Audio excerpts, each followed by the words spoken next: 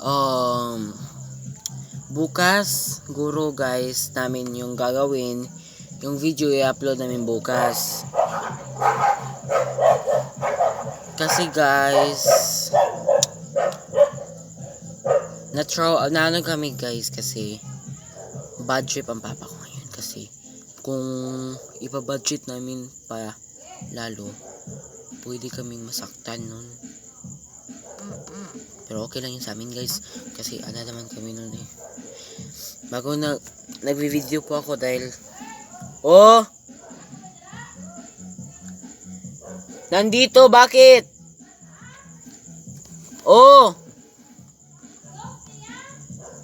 Ano? Hindi ko alam. Guys. Kuya!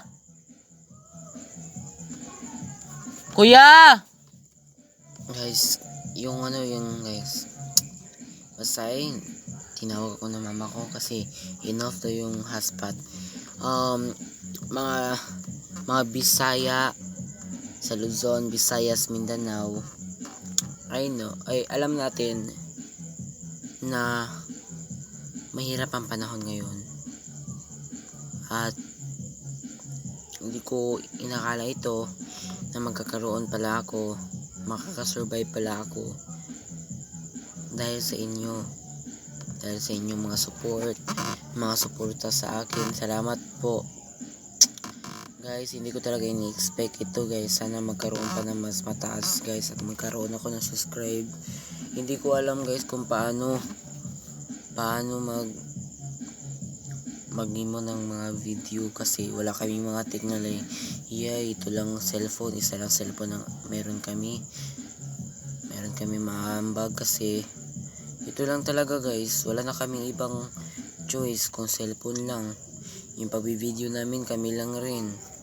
Bago na hindi yun natuloy, nagplano pa ako yung challenge guys, cleaning for a day, pero hindi yun natuloy guys kasi alam nyo naman guys, sobrang hirap ngayon. Mag-edit pa ako, sobrang rami. Gusto kong magkaroon ng maraming views, maraming subscribe, pero mahina man tayo guys, wala tayong maambag. Ito lang guys kasi ganito lang po ang aking video. Sana maintindihan nyo ako at alam kong guys na hindi naman lahat perfectong tao, hindi naman lahat na makakasubscribe sa iyo guys. Sana guys matulungan nyo kami guys.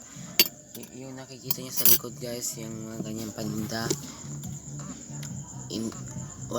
ano po yan, galing po yan sa savings ng nanay ko. Nag-resign siya guys bago nag-vlog na lang ako para makabaon kami.